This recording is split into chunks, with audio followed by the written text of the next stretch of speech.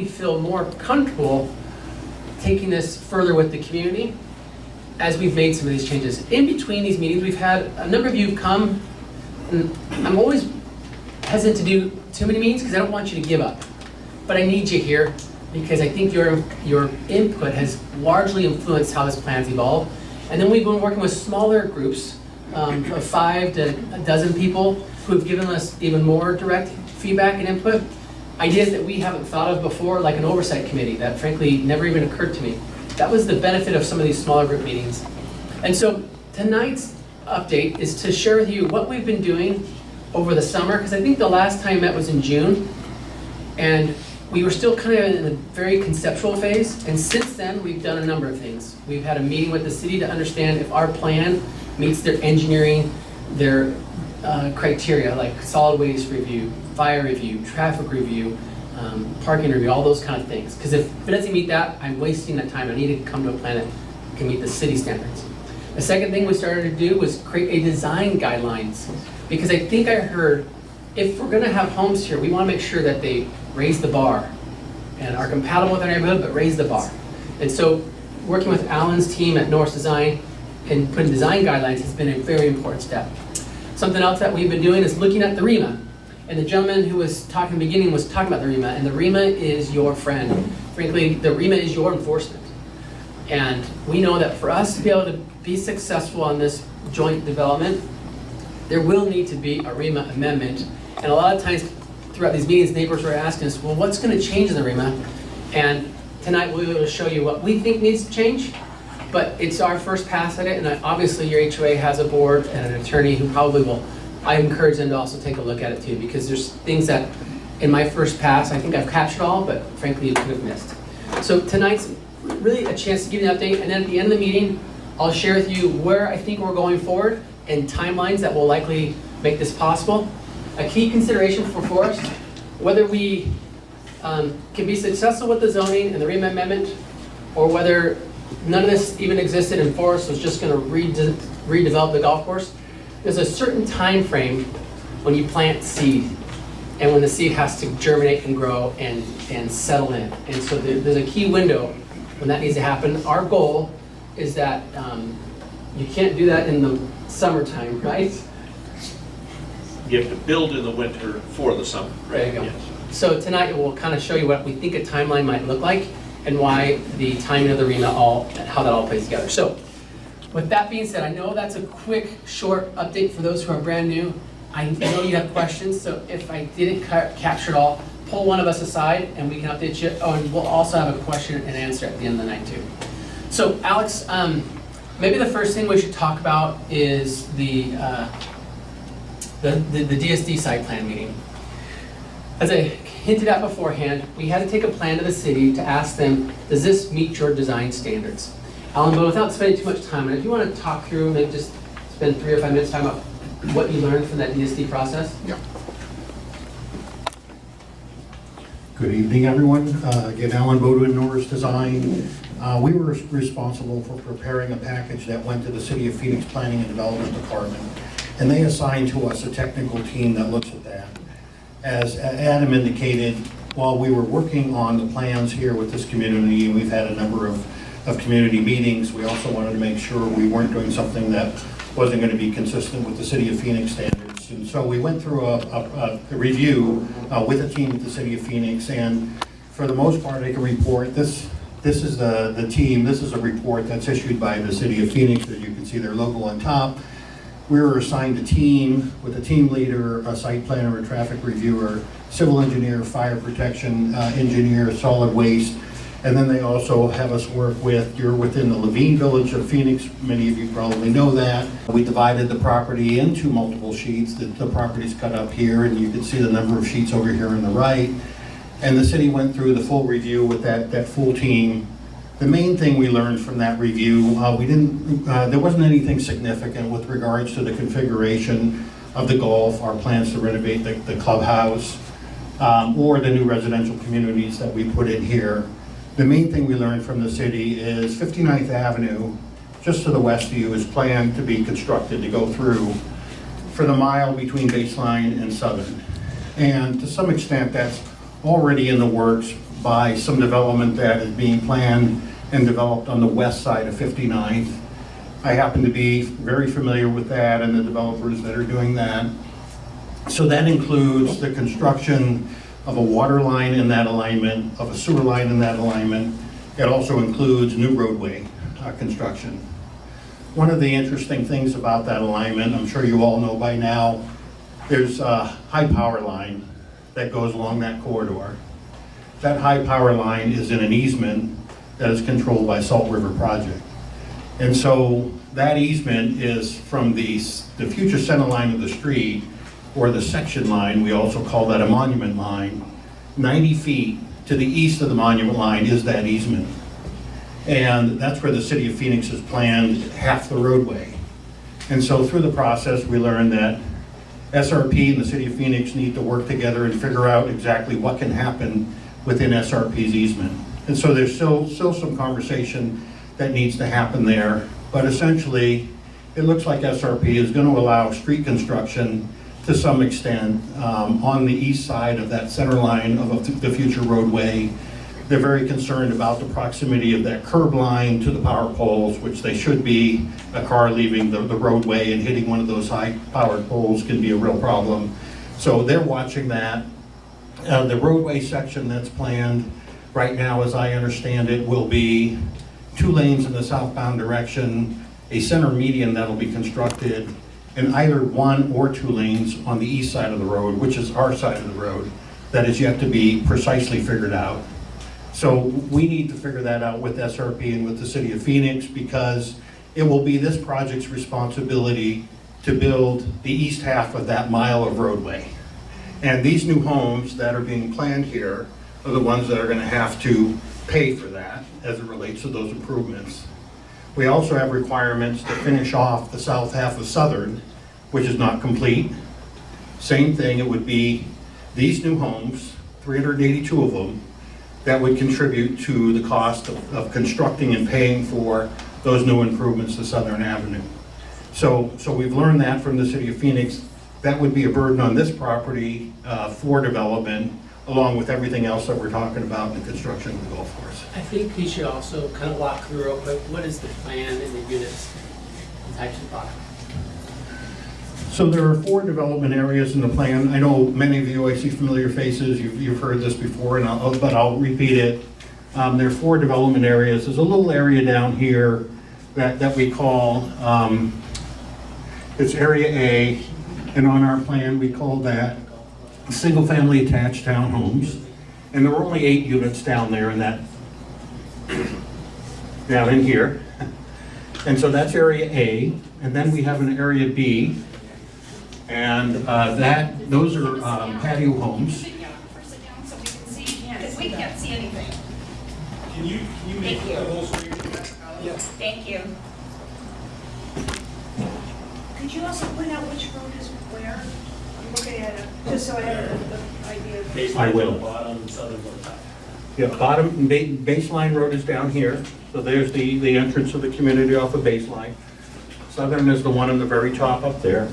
The 59th Avenue alignment that I just talked about is on the left side of the overall grid. So Area B is this area here with the light yellow. That's a lotting pattern with local streets. All of the access to that area would come off of the future 59th Avenue, not through your neighborhood. So there are 3 access points that are planned. City of Phoenix was okay with that. They were designed to align with the typical locations on a roadway that they'd like to see. In the very north, we call that Area C, and we essentially see those as single-family attached townhomes. There's a total of 174 of those up in that upper area. We have some graphic characteristics in the design guidelines that you'll see a little bit more about what we're thinking about there when I get to reviewing the design guidelines. And then in the northeast area here, the last area, Area D, there are 94 units in that location. And those are single-family detached traditional homes, very much like yours, up in that area. Great, we're gonna skip a 3-minute update on golf course. Thanks. like Alan said, familiar faces, so this will be just a quick recap of the golf. But the overriding idea in bringing golf back was to make sure that every backyard that did enjoy golf when it was up and running gets golf in the new plan. So that was our first criteria. And difficult to do because it, as you know, was lastly configured as an 18-hole full-length golf course. And in downsizing it, we still have all that linear green space to take up. So that was one reason that we opted for 18 holes and ultimately 20, which is a creative concept. We're kind of excited about it, but just to give you an idea of where the golf course goes, so the clubhouse, of course, remains down here where we are tonight, and the golf course plays up, crosses over, loops around, and then comes back and kind of leapfrogs over itself on these holes for the front 9, and then the back 9 is this loop here coming back through the center.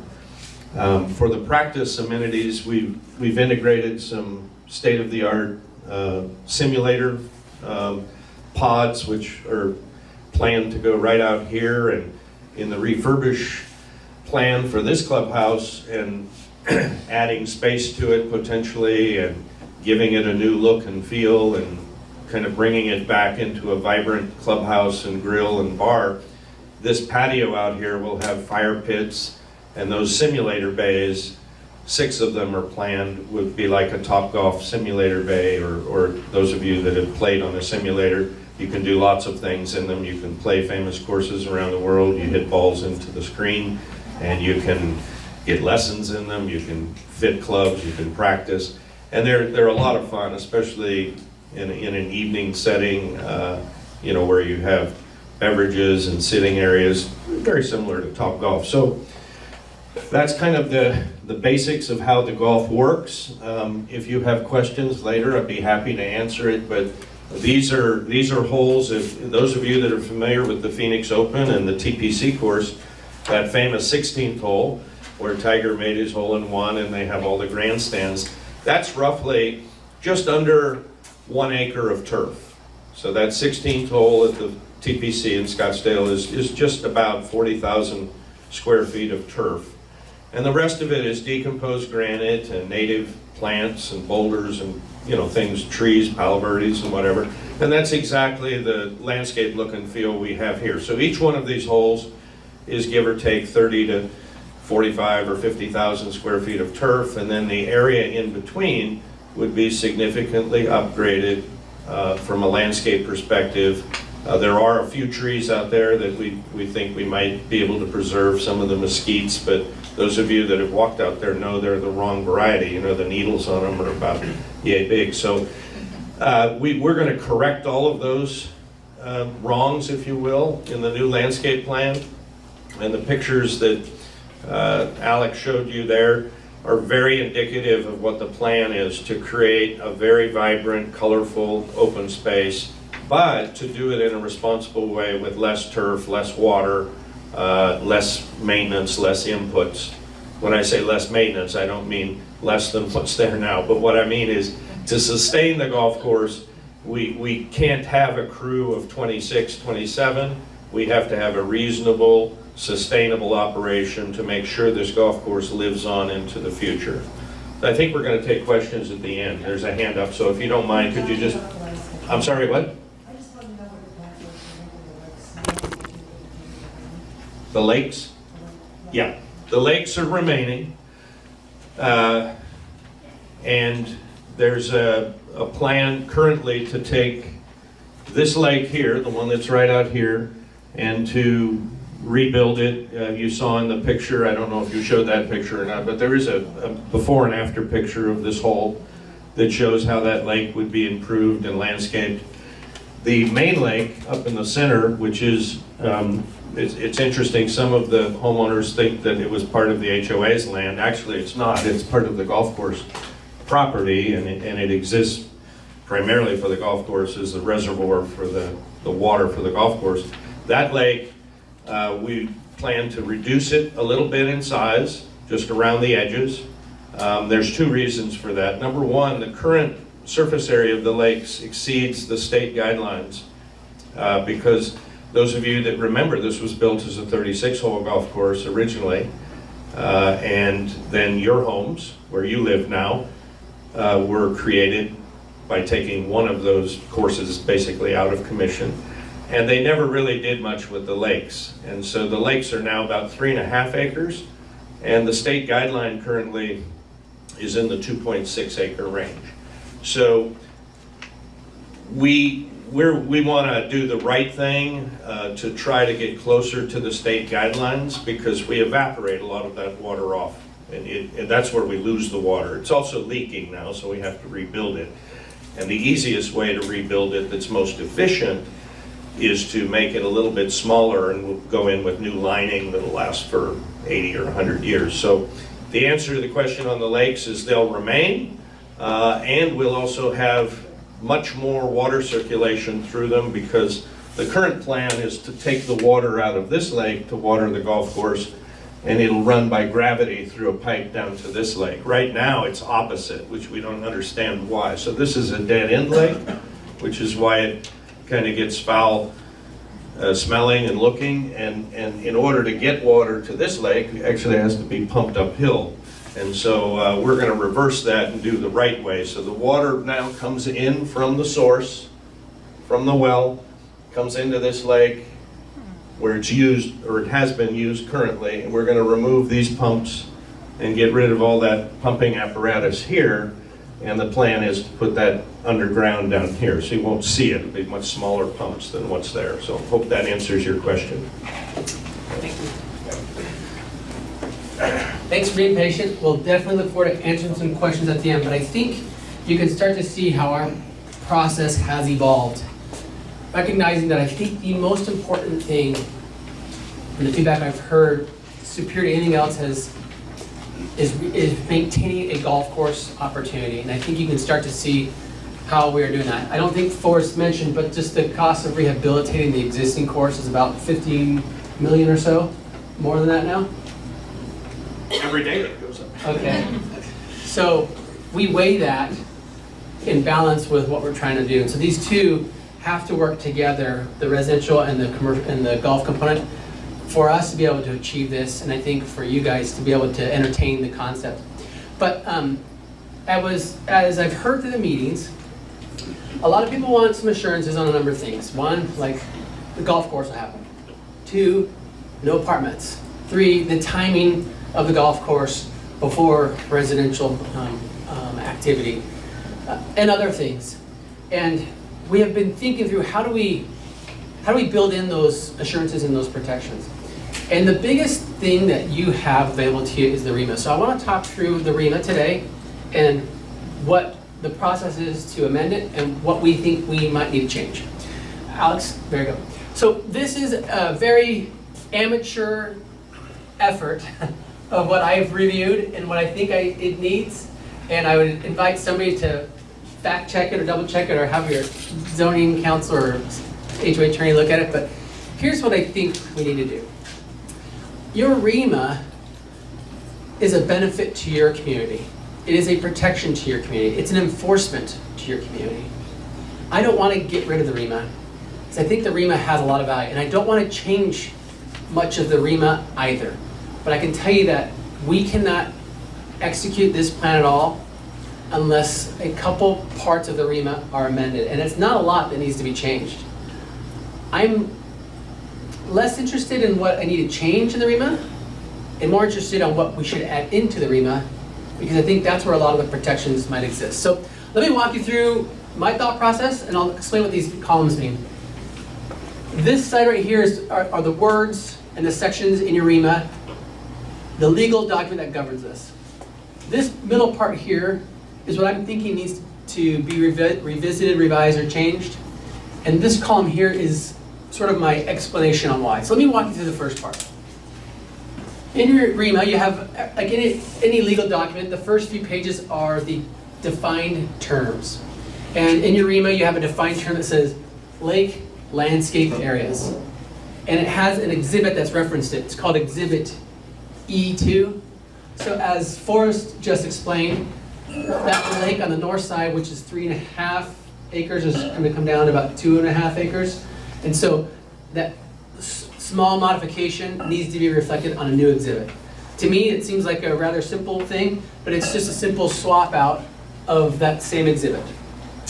The second thing that I think we need to address is the cart path. Within your REMA, it does have language regarding cart path crossings, and it does say those crossings can be amended with the HOA approval. Given some of the redesign of the golf course, there's a couple of spots where golf court paths will be adjusted, and so I think it's a small change, but nonetheless, I think it's a change needed. And so I'm suggesting we keep the same language, but we just create a new exhibit to show where those golf course, where those cart path crossings are occurring. So again, I'm not really changing any language in the REMA so far, I'm just updating 2 exhibits. The third one is probably the most important one. If I could say anything here, this is the most important part. This is your hammer, so to speak. And it says this in the REMA, on section 5.1, the golf course shall be used solely and exclusive for golf course use or as open space and for no other purpose. And that golf course is a defined area on an exhibit. And so it's actually referred to as Exhibit B in your REMA. And what we would suggest to do is update Exhibit B to reflect the new golf course design and layout as Forrest described. So again, I'm not proposing to change some specific language at that point, but I am proposing to swap out an exhibit that shows the new acreage of the golf course as opposed to the old acreage.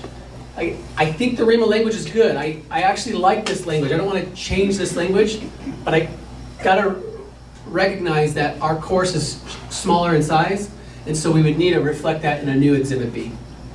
So again, I'm trying not to alter the words. I think your words have meaning and should be observed. This part right here, number 4, it's a lot what I just described. Exhibit B in your REMA is a description of the golf course property. It's a legal description, meets and bounds, and obviously with our amended course, we would need to update that. So I'm just suggesting we update Exhibit B. Exhibit E1 is a drawing or depiction of the location of lakes. I think that's very similar to what is happening up here. It's just that up here is a defined term referring to an exhibit, and now here's the actual exhibit. And then around the lakes, this one here is talking about the landscaping around the lakes. And I think now that Forrest is going to be shrinking one of those lakes a little bit, we need to add more landscaping around that. And so we need to update that landscape plan. So what I hope you'll see is I don't really think we need a lot of changes to the language of the REMA as much as updating certain exhibits. This is my first pass, and I've probably missed something. In fact, I'm going to admit I've missed something somewhere. I don't want someone to say you held something back. I'd invite an attorney or HOA or anybody else to look at it and help me figure out what I've missed, but I don't know how to do this any other way than just be vulnerable and say, this is what I'm seeing, and I'm open for feedback. This is what I feel like needs to change in the REMA for us to execute our plan. This part here going down, Alex, you want to scroll down just a little bit? This part here is what I think you guys would want me to do so you could trust us. And so let me walk you through what I think that means. I think we should build in a commitment for the timing of the golf course reconstruction. And I think now we're capable of talking about that, because before then we really didn't know what we had and if there was momentum for this. But now that I feel like we've been hearing more positive feedback, I can actually start to sketch out what a redevelopment schedule looked like. And you know what's interesting? If I was just to restore the golf course, the time it would take to do that is not very different than the time it would take us to rebuild a new golf course, because the course today, like none of the irrigation is salvageable. All that would have to be ripped out. The ponds, lakes have to be relined and reconfigured. So much of what I'm saying on the new build is not too far off on the same time it takes to restore the existing course. And so if we're going to have to go through the time frame to restore the existing, we'd like to do it better on the reconstruction. So what I hope you might see on these points here is an effort to recognize the concerns and the trust that we haven't really earned yet. So you feel like we are trying to build in those enforcement and assurance mechanisms for you. So the first one here is, I think we need to add something into this REMA that talks about the golf course reconstruction, the timing and the implementation. And so in my mind, we need to set forth some minimum things. The golf course, this isn't perfect. Frankly, someone can totally help me rewrite this, but this is just a starting point. What I was thinking, we add some language that says the golf course reconstruction shall include a minimum of 18 holes, a putting green, a renovated clubhouse, lake and landscape areas, walking use of cart path, view fencing, and new amenities which may include golf simulators, outdoor seating, and food service. The next paragraph I started writing was reconstruction of the golf course shall commence prior to the first certificate of occupancy of any residential development parcel and per a development schedule. And I think it took me a while, I'm a little stubborn, but it took me a while before I could finally appreciate what you wanted to see from this developer, which was action happening on the golf course before people could occupy any future homes. Now these two have to occur at the same time as far as the grading and the streetscape and the improvements and all those things. Like, they can't happen independent, but we can build a mechanism that people can't actually occupy any of the new homes that we want to build until we take these effective steps forward with the golf course reconstruction. And so what I'm proposing is that we actually build that into the REMA, so it's an enforcement tool. Along those lines, and maybe repeating some of the same sentiments, is residential timing. I want to make sure that our timing for the residential cannot go any faster than the implementation of the golf course. And so what we're thinking is creating an exhibit that would sort of put forth some benchmarks and milestones on the golf course. For example, when we got to apply for permits to the city, when we have to begin grading the property, for forming and shaping the golf course, when we have to begin construction and the grass and all these kind of components. I think that's a wise thing to do, to build it into the REMA. A third point here, and I think this is up in the air, but I need to address it because it's been brought to my attention. Alex, it's about the gate the gate on the street that comes down from Southern. Alex, will you go to the land plan real quick? So here is your existing gate right here. This is our phase D development, which is behind the gate. And there was a comment in some prior neighbor meetings, and it was, do you want the gate to be relocated here beyond the entrance, so that way these folks aren't in your community? And so we hadn't really thought that. I mean, in our mind, it didn't seem to be a big issue that we really hadn't thought through much. But as I started having those meetings, we heard, no, we actually don't want you guys to be in our community. And so we started thinking, okay, how do we do that? And so someone has suggested, can you move the gate back? And so if a gate is to be relocated, it would require approval by the community and the board. And we can propose those ideas, but frankly, it requires a lot more people to say yes than I can influence it. But what that would do is, it would then make this before the gate, and then we would then cost share because this is a private road right now, and so we would share in the cost of the maintenance ongoing to that road, because our number of homes creates a new impact on that street, and so we obviously would participate in that and probably put escrow funds or reserves into an account that the town, the HOA can utilize when needed. If for some reason the community and the board says, I don't want to relocate the gate, then the only other option for us is to provide gated access for these folks, and we'd have to work out a different type of arrangement. But there's no other scenario but those two options for us to move forward with this project at all. And so that is an idea that we just kind of have to figure out, because without solving that, I don't have a deal to bring forward at all. But that's one. So go back to the REMA. And so that's why I put that on this spreadsheet here, because whether the gate gets relocated or not, it has to be something that we really discuss realistically, because it's a big point. The next bullet point right here, Alex, can you scroll up a little bit? Just move this higher so you can see it better. On number 4, I think we need to build into the REMA our cost sharing obligations for that private roadway that comes down from Southern Avenue. If we don't put it in there, then you guys don't have a way to enforce us to pay for it. And so I think that was something valuable that we need to build into it. An oversight committee, I don't know quite yet what that means, and so, excuse me, I know what it means, but I don't know quite yet how to describe it. I think there's value in it, and so I've put a question mark on the language to do it, but I think I know what it is. And it's to ensure that the golf course reconstruction happens per the schedule, to ensure that there's no residential occupancy before that golf course is done, and other general things that might need to come up, things like if we make certain commitments regarding monument signage, the oversight committee can help make sure that that's done properly, or the colors of the palettes are chosen. If there's a gate relocation, how that's done. So there's probably a handful of things that would be valuable for the oversight committee to see. And I think building up an oversight committee gives more input for this community to guide that going forward. Or Adam, if the city of Phoenix were to throw us a curveball on a development requirement, maybe that oversight committee can help us resolve that. Yeah.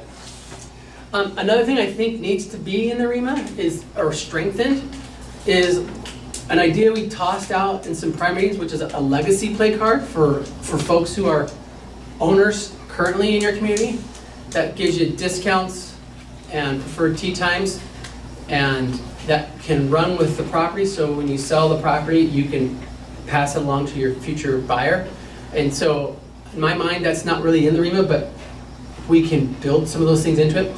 So as you can see, I think the REMA is a really good document. There's not a lot of the literal language that needs to change, but there are some exhibits that we need to swap out.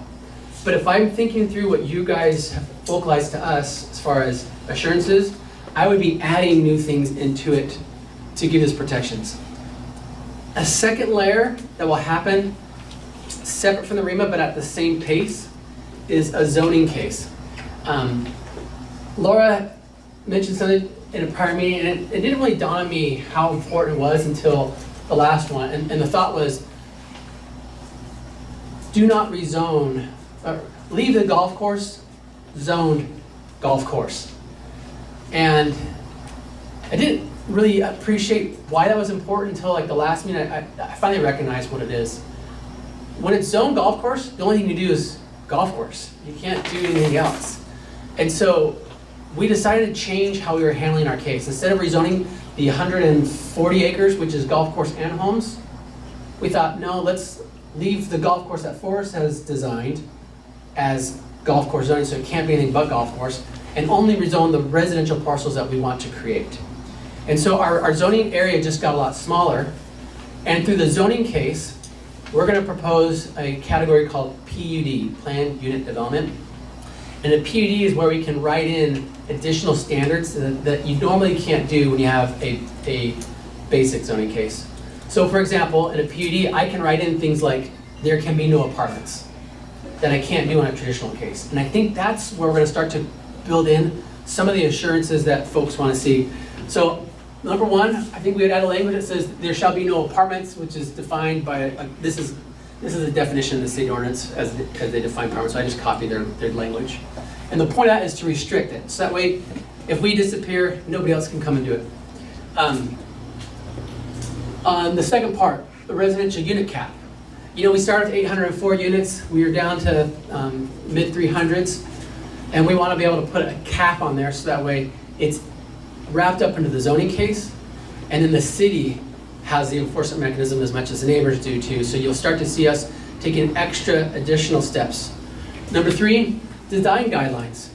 We heard that you guys want to see a product that is equal to or superior than what you currently is designed in your community now. And so creating those design guidelines and adopting them into a PUD document become the criteria in which our future homes have to be judged against.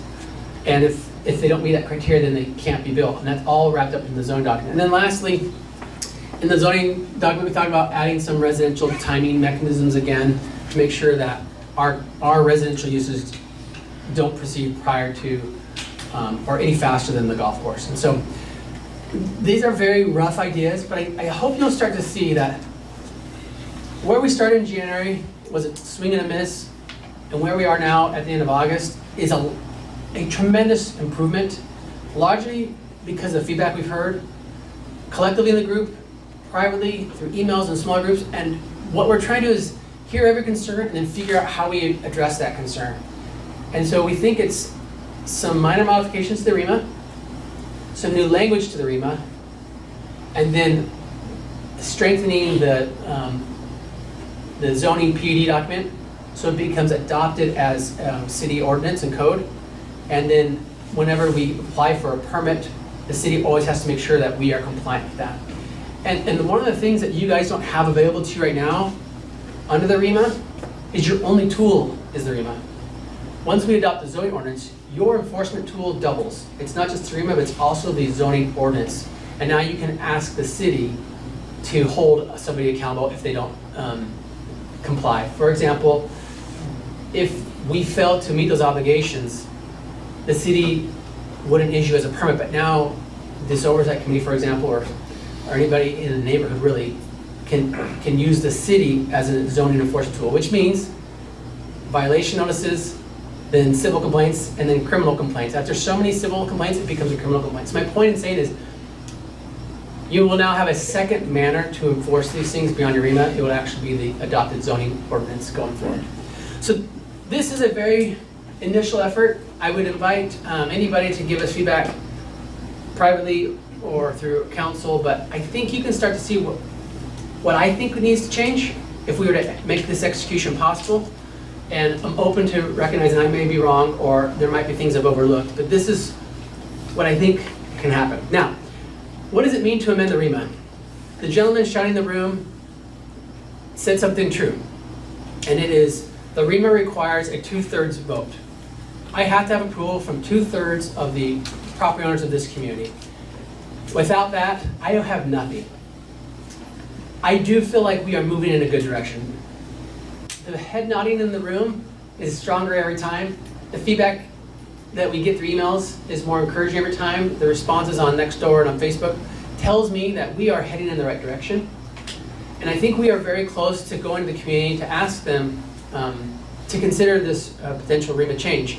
But I don't want to do that too soon because I don't want to swing and miss like I did in January. But I do know that it needs 3 things to happen. That was a Boy Scout move. I was an Eagle Scout, so I know this move. Number 1, the golf course owner has to agree to change the REMA. Well, that's pretty easy because Alan is the golf course owner. Number 2 is the board. The board has to vote on it. That's hard. Up till now, we haven't had a chance to visit with the board, although we had, I think, a better discussion yesterday and look forward to hopefully meeting with them perhaps in September. But the board has to be able to vote on it. And then third, the community has to vote on it. And that requires 2/3 of the community. And I feel like we've made a lot of progress, but I'll admit something here. There's a lot of folks who own homes in your community that do not live in your community. They're renters, they're investors, some are in Canada. So we have a lot of work tracking out, but I'll also share some good news. We've had a lot of success reaching out to your absentee owners.